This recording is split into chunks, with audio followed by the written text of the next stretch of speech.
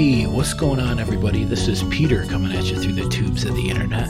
Today, taking a look at the latest release from Julien Baker, an album called Little Oblivions. I'm excited to discuss and glad you could join.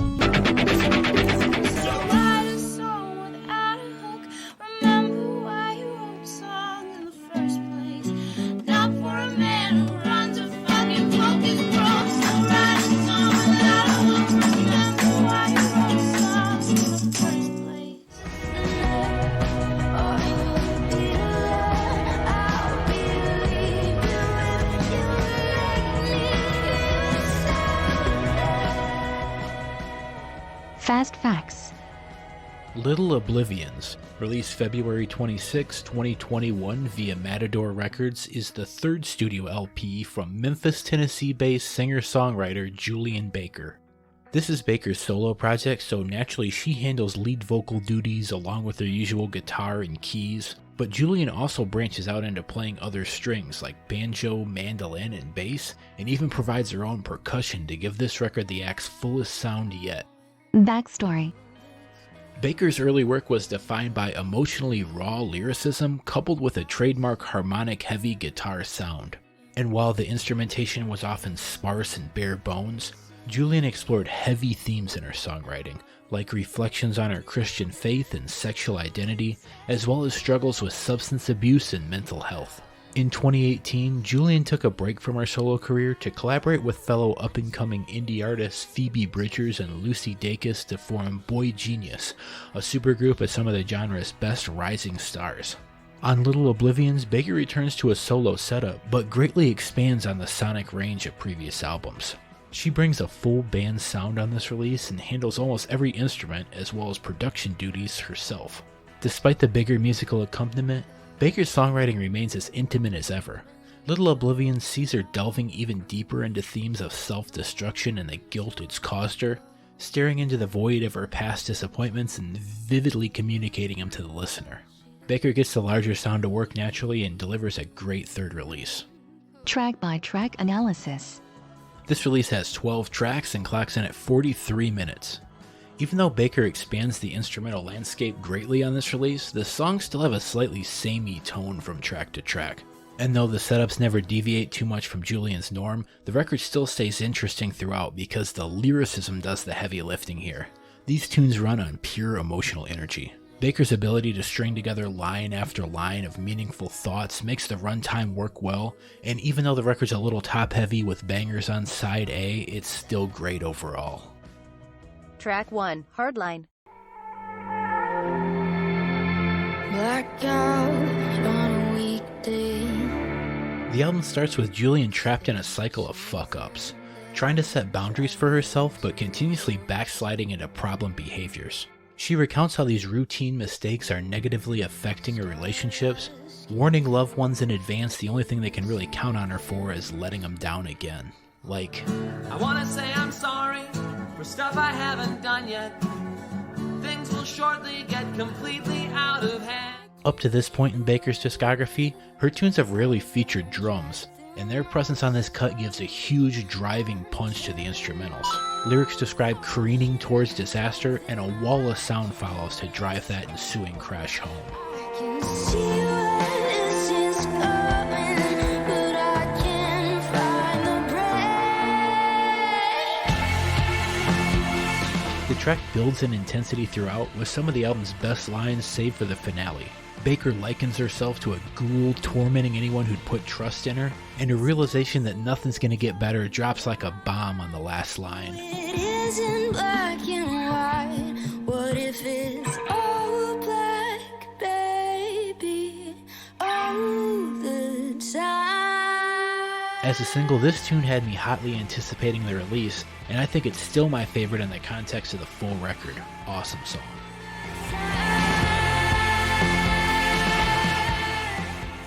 Track 2, Heatwave.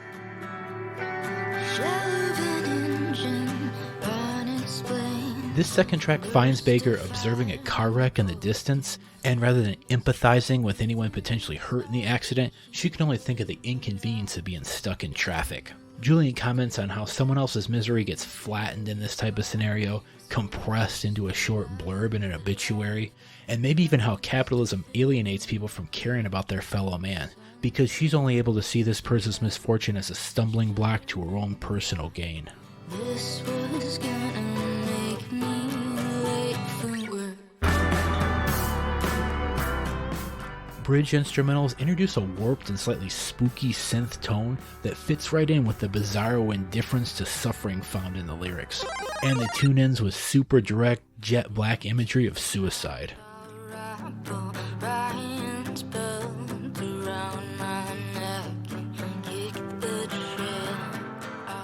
It's bleak stuff, but perfectly executed. Another of my favorite tracks right up front on the record. Track 3, Faith Healer. Here, Baker highlights the contrast between drug use diluting her perception of reality and sobriety forcing her to see the world around her in vivid detail. Julien's go-to pitch harmonic guitar sound leads the background instrumental as she sings about the appeal of relapsing back into old vices when life's problems become overwhelming. The couple chorus lines here find Julien knowingly letting scammers into her life. The faith healer and snake oil dealer offer fake solutions to real problems, and Baker's willingness to take him up on the offer shows just how much she's grasping at straws in her desperation. It's a really apt metaphor for addiction, while also touching on how religion can have the same escapist effect as a drug in the way it sidesteps directly dealing with life's problems. Baker dips into tried and true thematic wells, but brings a fuller sound and a clever angle to push her songwriting forward, and this track works great as a lead single as a result.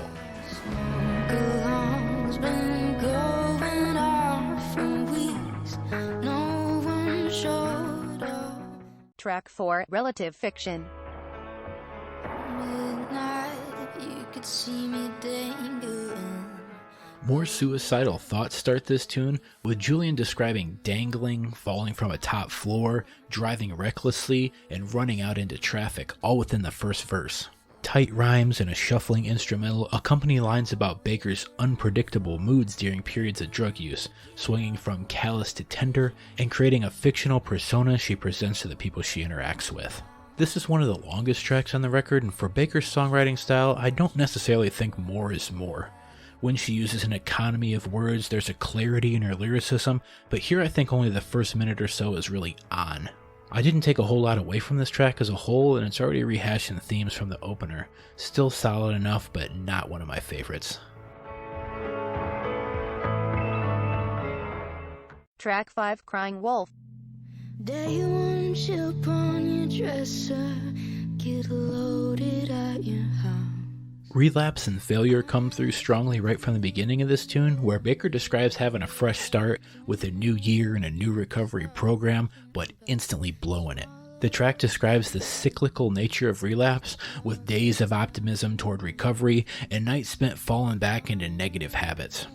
Choruses find Baker waking up in the wolf's den in the morning, swearing off the process that got her there the night before, and the theme matches up really closely with Bright Eye's tune Lua.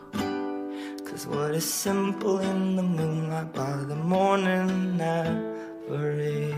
I love the way this track turns the metaphor of crying wolf on its head, with Julien crying out for the wolves and actively seeking destructive behaviors. It's a sparse cut but nails the theme. Great track. Cause I'm not crying wolf, I'm out here looking for them. Track 6, Bloodshot. I can see myself inside your bloodshot eyes. This cut at the record's halfway point serves as a de facto title track, with Julien looking for little oblivions and the escapism of vices. The record's themes are well established by this point, and this one pulls from the same well of addiction relapse, but the real star here are the instrumentals. Grating synths butt up against pretty piano notes, and by the end a cascade of constant drum rolls blend into one another and provide a super unique sound not found anywhere else on the record.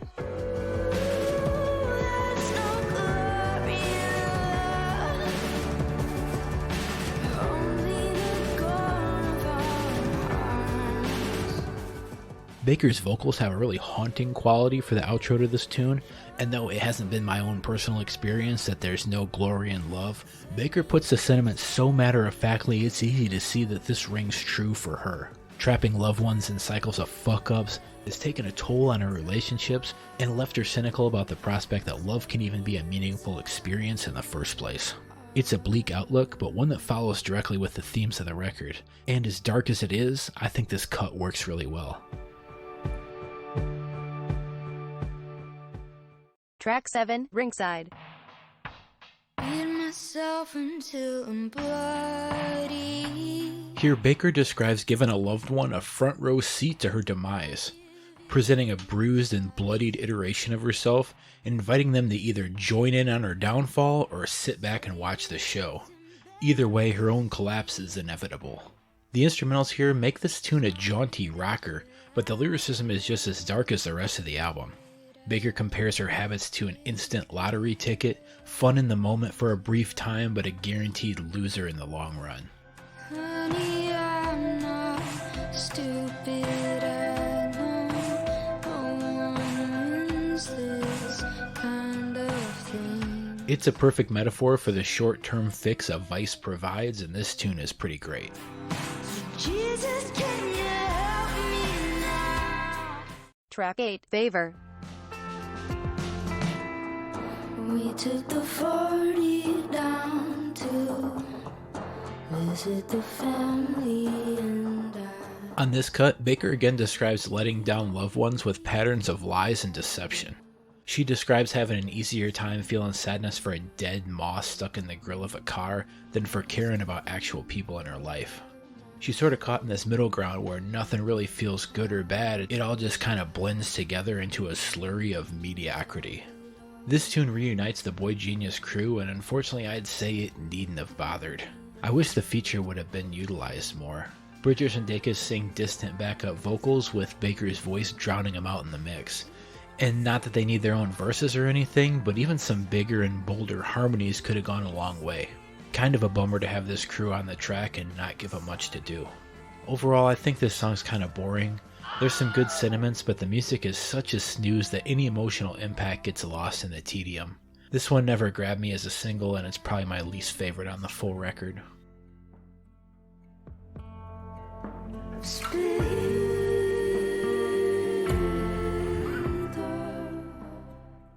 Track 9, Song in E.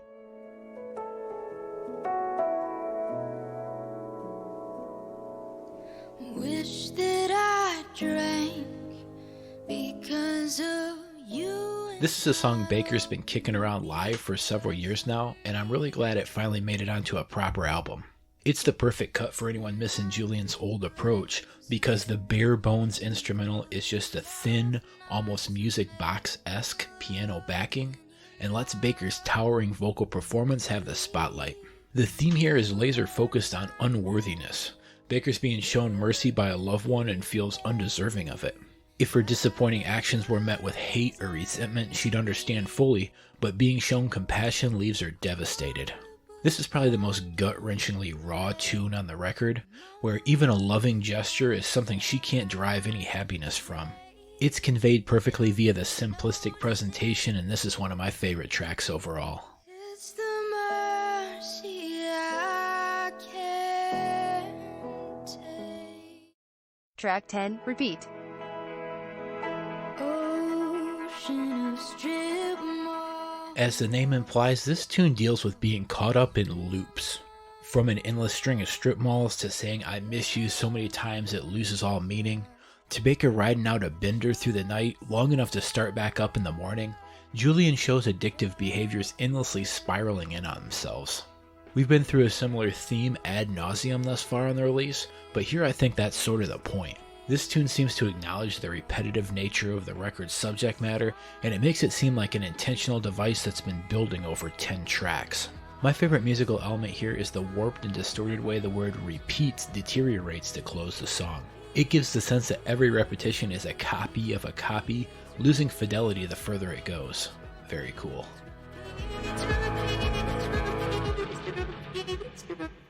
Track 11, Highlight Reel. Passed out in the back The airy and ethereal production on this penultimate cut gives a disorienting feel, as Baker describes a nervous breakdown in the back of a taxi, feeling trapped and trying to claw her way out. The titular highlight reel here seems more like a blooper reel, as Baker recalls past downfalls playing on repeat on a projector in her brain, very similar to the theme of the last song.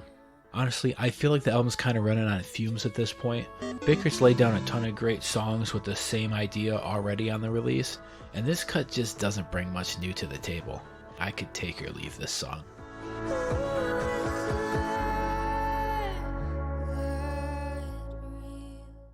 Track 12, Ziptie.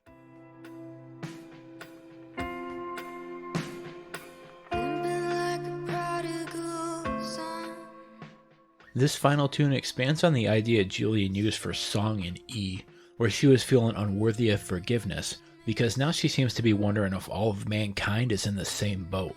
Lines here suggest that human nature might be inherently bad, and Julien spends the record's final chorus asking Jesus if he made the wrong choice, wondering when he's going to revoke his act of dying on the cross for his followers' salvation.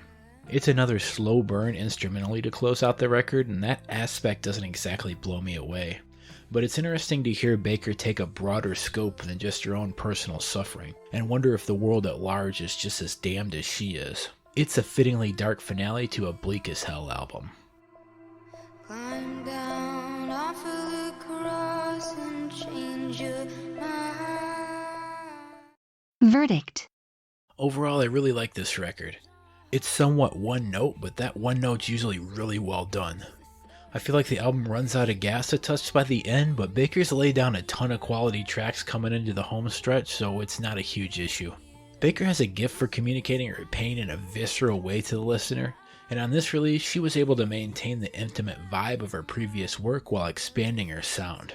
I'd like to see her keep building into more unique instrumentation and diversify the themes of her songs a bit more on future albums, but I think what we got here on Little Oblivions is pretty great. And for that reason, I'm going to give this record a score of 8.5 out of 10.